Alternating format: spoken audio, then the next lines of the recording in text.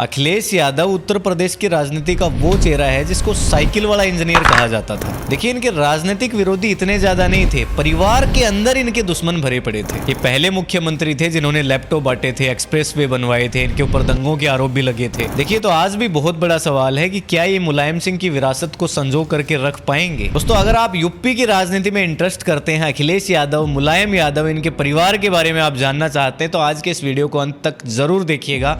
Basically पूरा video आज अखिलेश यादव को डेडिकेटेड है, तो ज्यादा से ज्यादा शेयर कीजिएगा। शुरू करते हैं। सर, क्या अखिलेश यादव बचपन से मुख्यमंत्री बनने की तैयारी कर रहे थे या फिर उनका जीवन कुछ और था? देखिए, अगर 1980 के दशक में कोई जाकर के सैफई गांव में देखता कि भाई अखिलेश कौन है, तो छोटा सा लड़का है, पिताजी ने पढ़ने के लिए मिलिट्री स्कूल भेज दिया है जी। दूसरी तरफ इनके पिताजी मुलायम सिंह राजनीति में धीरे धीरे अपना कद बड़ा कर रहे हैं, लेकिन बेटे को इस राजनीति से दूर रखना चाह रहे हैं। उस समय अखिलेश का जीवन रहा होगा कि सुबह जल्दी उठ करके परेड करना, जूते पॉलिश करना, खेलों वगैरह के अंदर भी इनकी दिलचस्पी अच्छी बताते हैं लोग जी। फिर आगे इंजीनियरिंग करी, पढ़ने के लिए ऑस्ट्रेलिया चले गए। अब हो सकता है मुलायम सिंह ने सारी चीजें सोच समझ के करी होंगी कि भाई बेटे को मैं पढ़ा लिखा एकदम नेता बनाऊंगा, लेकिन उस समय कोई ये नहीं कह सकता था कि भाई बचपन से ही किसी मुख्यमंत्री को पाल करके बड़ा किया गया है। सर, मुलायम सिंह यादव ने इतने बड़े राजनीतिक घराने में से अखिलेश को ही उत्तराधिकारी क्यों चुना? देखिए, कहानी बड़ी दिलचस्प है कि उस समय मुलायम सिंह के साथ में जितने भी नेता संघर्ष कर रहे थे, बहुत सारे लोग थे, जैसे शिवपाल यादव हैं, आजम खान हैं,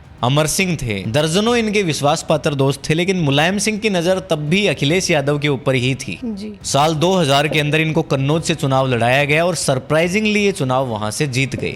लेकिन ऐसा नहीं कि केवल भाई चुनाव जीत लिया था तो ये बहुत बड़ी बात थी और मुलायम सिंह ने भाई उत्तराधिकारी बना दिया, ऐसा भी नहीं है। जब भी ये पुराने नेताओं से मिलते थे, अपने प्रतिद्वंदियों से मिलते थे, तो इनमें वो गुस्सा और वो टकराव कहीं ना कहीं देखने को नहीं मिलता था। जी। उनकी बातें सुनते रहते थे, मुस्कुराते रहते थे। मुलायम सिंह तो खुद कहते थे कि भाई ये जो लड़का है ये सुनता ज्यादा है, बोलता तो है ही नहीं कुछ भी। जी। और वहां से धीरे धीरे मुलायम सिंह ने इनको आगे बढ़ाना शुरू किया। लेकिन बात यह है कि जो इनके दोस्त थे मुलायम सिंह जी के, उनको ये चीजें पसंद नहीं आई, लेकिन ये भी जानते थे कि भाई 2010 वाली जो राजनीति है वो 1990 वाले दशक में जो कर रहे थे वो नहीं चलेगी, कोई नए चेहरे की आवश्यकता पड़ेगी। तो दोस्त भले ही इनके नाराज हुए, पर इन्होंने आगे बढ़ाया इनको। सर, अखिलेश यादव की जिंदगी का सबसे टर्निंग पॉइंट कौन सा है? देखिए, अगर एक ही टर्निंग पॉइंट चुनना है तो 2012 की जो इनकी साइकिल यात्रा है उसके बारे में बात करनी चाहिए। जी। समाजवादी पार्टी की छवि उस समय अच्छी नहीं थी, उनके ऊपर गुंडाराज के आरोप लगते थे खुलेआम। जी। अखिलेश यादव ने उस समय हेलीकॉप्टर वाली राजनीति को छोड़ करके और साइकिल को उठाया। साइकिल से इन्होंने जाना आना शुरू किया। जी। और फिर लोग धीरे धीरे नुकड़ों पे, गांव पे, चौपालों पे इनसे जुड़ते चले गए। भैया ऐसा कौन है नेता, या ऐसा कौन नेता का बेटा है जो साइकिल से चल करके आता है। लोग तो यहाँ हेलीकॉप्टर और कारों से आ रहे होते हैं। और वहाँ से जो इनकी एक छवि है वो मुलायम सिंह से थोड़ी सी अलग बननी शुरू हुई और 2012 के चुनाव में शायद 224 सीटें इनको मिली थी और लोग देख करके हैरान थे कि यार इतना बड़ा मैंडेट ये कैसे लेकर के आ गए यूपी में। मुख्यमंत्री बनने के बाद अखिलेश यादव को सबसे बड़ा विरोध विपक्ष से मिला या फिर घर से मिला? देखिए, आजकल जो बाहुबलियों के ऊपर फिल्म बन रही है, वैसा कोई अध्याय अगर आपको अखिलेश यादव के जीवन में खोजना है तो 2016 में आप इनके घर को देख सकते हैं। जी। क्योंकि इनका दुश्मन घर के बाहर नहीं था, घर के अंदर था। एक तरफ शिवपाल यादव थे, बीच में मुलायम सिंह और पीछे अमर सिंह। बहुत सारे लोग ये भी कहते थे कि चाचा भतीजे की लड़ाई है, लेकिन बात ये थी कि ये पुरानी और नई राजनीति के बीच में संघर्ष था। अखिलेश यादव चाह रहे थे कि भाई राजनीति को बदला जाए, पार्टी की छवि को बदलना चाह रहे थे कि भाई कुछ जो दागदार चेहरे हैं, गुंडों की छवि वाले चेहरे हैं, उनको बाहर निकालना था इनको पार्टी से। और जो पुराने नेता थे वो इस चीज को इस तरह से देख रहे थे कि भाई हमारी पकड़ धीरे धीरे कमजोर होती जा रही है, हमें ही पार्टी से दरकिनार किया जा रहा है। तो सीधी सी बात है कि ये बात उनको बर्दाश्त होने वाली तो नहीं थी। बहुत सारे लोगों को ये लग रहा था कि समाजवादी पार्टी इस समय खत्म हो जाएगी, लेकिन इन्होंने भी बहुत सारे नेताओं को अपने पक्ष में कर लिया और जो पार्टी है उसका सिंबल भी बचा लिया। मतलब अगर मुलायम सिंह जी के बिना खुल करके इनकी ताकत को देखना है तो ये पहली बार था कि भाई इन्होंने सारी जो पार्टी है उसको बचाया भी, सिंबल भी लिया और नेताओं को अपने पक्ष में भी किया और बता दिया कि जी मुलायम का बेटा मैं हूँ, लेकिन जरूरी नहीं है कि बार बार मैं उनको ढाल बना करके ही राजनीति करूँ। सर, अखिलेश यादव की प्रेम कहानी और डिम्पल यादव की एंट्री ने इनकी राजनीति को कितना बदला? देखिए, बहुत सारे लोग इस कहानी पे ध्यान देते नहीं है, लेकिन ये भी उनके जीवन का एक बड़ा पहलू है। 1990 के दशक के अंत में जब वो पढ़ाई करके वापस लौट रहे थे तो डिम्पल यादव से इनकी मुलाकात हुई। न तो अखिलेश उस समय कोई मुख्यमंत्री थे, न ही इनका नेता के रूप में कोई कैडर बहुत बड़ा था, नहीं नेता थे ही नहीं। तो एक दोस्त के नाते इनकी आपस में मुलाकात हुई है डिम्पल के साथ। जी अब समस्या ये है कि अखिलेश का जो परिवार है वो तो एक राजनीतिक परिवार है और डिम्पल यादव का जो परिवार है वो सेना से जुड़ा हुआ था। जी और बहुत सारे लोगों को शुरुआत में ये रिश्ता इसीलिए पसंद नहीं आया, लेकिन अखिलेश यादव कहाँ मानने वाले थे, जिद पे अड़े रहे। 1999 में इनकी शादी हो गई डिम्पल यादव के साथ। जी उस समय के भी और बाद के जो कई सारे राजनीति के विश्लेषक लोग हैं वो मानते हैं कि भाई जो अखिलेश की जो पढ़े लिखे परिवार वाली जो छवि थी उसमें डिम्पल यादव का बहुत बड़ा योगदान रहा। एक मुख्यमंत्री के रूप में अखिलेश यादव का सबसे बड़ा मास्टर स्ट्रोक क्या रहा? देखिए, मुख्यमंत्री रहते हुए बहुत सारे काम कोई भी मुख्यमंत्री करता है, लेकिन एक नई चीज जो थी वो लैपटॉप योजना जो लेकर के ही आए थे। जी ये कुछ अलग दिखाना चाह रहे थे तो घोषणा कर दी कि भाई लैपटॉप बांटे जाएंगे मुफ्त। लोगों ने मजाक उड़ाया कि जिस प्रदेश में बिजली नहीं है वहां तुम लैपटॉप बांट रहे हो, पहले बिजली दे दो लोगों को। जी लेकिन उस समय अपने फैसले के ऊपर अडिग रहे और आज भी बहुत सारे युवा आपको मिल जाएंगे कि जीवन का पहला कंप्यूटर वो अखिलेश यादव के थ्रू मिला हुआ लैपटॉप ही उन्होंने देखा था स्टूडेंट्स ने।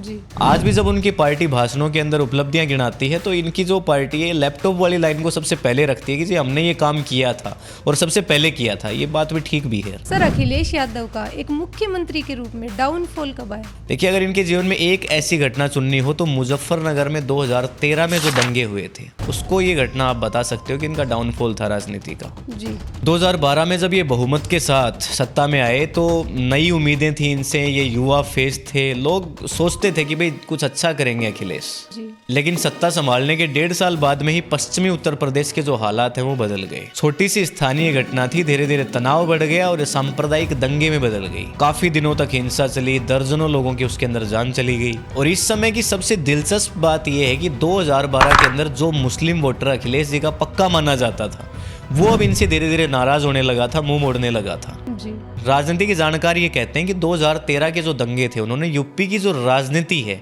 उसको एक तरह से बदल करके रख दिया था पूरी तरह से। जी और फिर साइड बाय साइड बीजेपी ने अपना उस चीज को आधार बना करके और ग्राउंड तैयार करना शुरू किया। और शायद उसी समय अखिलेश को भी पहली बार समझ में आ गया था कि भाई सत्ता एक बार प्राप्त कर लेना आसान है लेकिन उसको लगातार बनाए रखना बड़ा मुश्किल है। तो क्या अखिलेश यादव ने उत्तराधिकारी के रूप में खुद को साबित किया था? देखिए, लोगों को क्या लगता है कि अखिलेश यादव को एक दिन मुलायम सिंह ने बुलाया होगा कि आ जाओ अखिलेश बेटा, आज से पार्टी तुम्हारी है। देखिए, राजनीति में ऐसा नहीं होता है। जी मैंने पहले भी वीडियो के अंदर बताया कि न केवल इनको बाहर लड़ाई लड़नी पड़ी, घर के अंदर सबसे बड़ी लड़ाई थी। 2012 में जब ये मुख्यमंत्री बन गए थे तब भी बहुत सारे लोगों को ये लगता था कि मुलायम सिंह के पास में ही जो रियल पावर है वो अभी भी एग्जिस्ट करती है और कुछ हद तक था भी ऐसा ही। जी मुख्यमंत्री आवास के अंदर अखिलेश बैठते थे लेकिन पार्टी के कार्यालय के अंदर जो आदेश है वो मुलायम सिंह का ही माना जाता था। जी ये वो दौर था जब लखनऊ के जो पत्रकार हैं वो मजाक उड़ाया करते थे कि यूपी के अंदर एक मुख्यमंत्री नहीं है, 4.5 मुख्यमंत्री हैं। मुलायम सिंह यादव, शिवपाल यादव, आजम खान, राम गोपाल यादव और आधे मुख्यमंत्री अखिलेश यादव को माना जाता था। इस तरह से 4 + आधा 4.5 मुख्यमंत्री। जी 2016 की लड़ाई के बाद पहली बार कार्यकर्ताओं ने जो अखिलेश को अपनी पार्टी का नेता माना, तो इस तरह से हम कह सकते हैं कि ग्राउंड जरूर मुलायम सिंह ने इनको दिया लेकिन उत्तराधिकारी इनको खुद ही बन के दिखाना पड़ा फिर बाद में। सर, क्या मुलायम सिंह यादव और अखिलेश में राजनीतिक लड़ाई हुई थी? देखिए, जितनी सारी चीज़ें हैं वो पब्लिक डोमेन में है और उसके हिसाब से मैं आपको बता सकता हूँ। जी 2016 के अंदर जब समाजवादी पार्टी के अंदर संघर्ष हुआ तो बड़ा संघर्ष था। टीवी के ऊपर रोजाना जो खबरें हैं वो चलती थी बाप बेटे की लड़ाई के बीच। जी एक तरफ पिता थे जिन्होंने ये राजनीतिक पार्टी बनाई थी और दूसरी तरफ अखिलेश थे जो पार्टी को अपने हिसाब से चलाना चाहते थे। जी और सबसे भावुक पल दोनों के लिए शायद ये होता था कि जब दोनों आमने सामने पार्टी की मीटिंग्स के अंदर एक दूसरे के जो विचारों से असहमति दिखाते थे। जी इनकी एक मीटिंग में तो यहाँ तक हुआ कि खुल करके सबके सामने जो मुलायम सिंह हैं वो अखिलेश पर नाराज हो गए, खूब इनको सुनाया सबके सामने, कैमरों के सामने बहस हुई, समर्थक आपस में भिड़ गए, पार्टी टूटने की कगार पे आ गई। जी तो देखिए, लड़ाई तो थी लेकिन ये मैं जरूर कह सकता हूँ कि भावनात्मक लड़ाई जो है वो कभी नहीं हुई। राजनीतिक लड़ाई ही इसको कह सकते हैं क्योंकि 2017 के अंदर भी जब स्पीच देते थे अखिलेश यादव तो मन से मुलायम सिंह यादव के लिए नेताजी शब्द कह करके ये प्रयोग करते थे। जी और दूसरी तरफ मुलायम सिंह भी अपने अंतिम समय तक अखिलेश को ही एक वारिस के रूप में देखते रहे। तो इस तरह की लड़ाइयाँ थी। सर, 2017 में ऐसा क्या हुआ था कि अखिलेश यादव सत्ता से बाहर हो गए? देखिए, राजनीति में किसी के बारे में कुछ भी कहना मुश्किल होता है। 2012 के अंदर जिसको लोग भावी प्रधानमंत्री बता रहे थे देश का, वो 5 साल के बाद, केवल महज 5 साल के बाद सत्ता से बाहर आ गया। एक तो देखिए इनके पारिवारिक झगड़े थे जो कि जग जाहिर है, सबके सामने है, पिता पुत्र के अंदर झगड़े थे। वहीं दूसरी तरफ 2014 के अंदर नरेंद्र मोदी जी की एक शानदार जीत जो है वो सेंटर में हुई थी और बीजेपी भी अपना ग्राउंड जो है वो योगी आदित्यनाथ की अगुवाई के अंदर मजबूत कर ही रही थी, यूपी के अंदर भी। 2017 के लिए आपने सवाल पूछा था, तो इन्होंने जब चुनाव आया तो राहुल गांधी के साथ में गठबंधन कर लिया और नारा दिया कि भाई लोगों को ये साथ पसंद है। लेकिन फिर जनता ने फैसला किया, 403 में से 300 सीटें बीजेपी के खाते में जा गिरी और समाजवादी पार्टी केवल 47 सीट्स के ऊपर सिमट करके रह गई। शायद इनकी खुद की पार्टी डिसाइड नहीं कर पाई थी कि हमारा नेता आखिर है कौन। और उस समय ये बहुत बड़ा झटका था इनके पूरे परिवार के लिए, अखिलेश यादव की राजनीति के लिए, और ये इनके जीवन का शायद दूसरा बड़ा टर्निंग पॉइंट है। सर, अखिलेश यादव और योगी आदित्यनाथ में सबसे बड़ा अंतर क्या है? देखिए, इसको आप एक मूवी की तरह देख सकते हैं। एक तरफ जो किरदार है योगी आदित्यनाथ और दूसरी तरफ किरदार है अखिलेश यादव जी। दोनों की राजनीतिक यात्रा अलग है। योगी जी की राजनीति मठ से निकली है और अखिलेश यादव कहीं ना कहीं परिवारवाद की पहचान माने जाते रहे हैं जी। योगी जिन कारणों से पहचाने जाते हैं, कड़ा प्रशासन, बुलडोजर, हिंदुत्व, और अखिलेश यादव जिन चीजों से पहचाने जाते हैं, एक्सप्रेसवे, लैपटॉप, पीडीए, तो दो बड़े राजनीतिक प्रतिद्वंदी हैं और दोनों की जो विचारधारा है वो कहीं भी मेल नहीं खाती है। तो देखिए, स्पष्ट रूप से अंतर तो जनता भी नहीं समझ पाती है, क्योंकि राजनीति में जो मुद्दे हैं वो तो लगभग जुड़े हुए होते हैं आपस में, लेकिन फिर भी विचारधाराएं अलग हैं। सर, अखिलेश यादव का परिवार उनकी सबसे बड़ी ताकत है या फिर कमजोरी? जब पहली बार अखिलेश यादव राजनीति के अंदर आए 2012 के अंदर, वो मुख्यमंत्री बने। शायद वो इतनी जल्दी मुख्यमंत्री नहीं बन पाते अगर वो मुलायम सिंह के बेटे नहीं होते जी। लेकिन फिर से बात वहीं आ जाती है, 2017 में जब वो सत्ता से उतरे तो शायद इतनी जल्दी उतरते भी नहीं अगर वो मुलायम सिंह के बेटे नहीं होते। लोग पूछने लग गए थे कि जो अपना परिवार ठीक से नहीं संभाल पा रहे हैं वो राज्य को कैसे संभालेंगे। तो 2012 और उससे पहले अगर देखा जाए तो परिवार उनके लिए मतलब एक वरदान की तरह से है, और अगर 2017 में देखा जाए तो उसी परिवार ने उनको नष्ट भी कर दिया। सर, लोग कहते हैं कि 2027 का चुनाव अखिलेश के लिए करो या मरो का चुनाव होगा। देखिए, हर नेता के जीवन में कोई ना कोई एक चुनाव ऐसा आता है जो उसके आगे भविष्य का फैसला करता है। 2012 में अखिलेश यादव जीते थे, 2017 में हार गए, उसके बाद फिर से एक बार हार गए। अब लगभग मुख्यमंत्री की कुर्सी छोड़े हुए उनको 1.5 दशक हो चुका है जी। अब अगर 2027 में भी उनकी कुर्सी हाथ नहीं लगती है तो लोग तो ये कहेंगे कि विपक्ष के नेता तो ये अच्छे हैं पर सत्ता में आने लायक तो नहीं है जी। और इतिहास में कहा जाएगा कि एक मुख्यमंत्री सत्ता से बाहर हुआ, परिवार से लड़ाइयाँ लड़ी, पार्टी बचाई, सिंबल बचाया, कई सारे चुनाव भी हारे, लेकिन कभी भी मुख्यमंत्री दोबारा बन नहीं पाया जी। तो इसीलिए शायद लोगों का ये मानना है कि इनके लिए जो चुनाव है ये करो या मरो का चुनाव होगा। तो क्या लगता है सर, 2027 में चुनाव जीत पाएंगे अखिलेश? देखिए, ये तो बहुत बड़ा सवाल है अपने आप में, और ये सवाल हम जो वीडियो देख रहे हैं लोग उनके लिए छोड़ देते हैं। अगर आप लोग हमारे विचारों से सहमत हैं, हमने जितनी भी चीज़ें बताई हैं वो फैक्चुअल हैं, आपको पसंद आया है तो कमेंट करके ज़रूर बताएं, और ये भी ज़रूर बताएं कि क्या 2027 के अंदर जो अखिलेश हैं वो चुनाव के अंदर जीत प्राप्त कर सकेंगे कि नहीं। मिलेंगे आपसे किसी एक और वीडियो के अंदर, तब तक के लिए जय हिंद, जय भारत।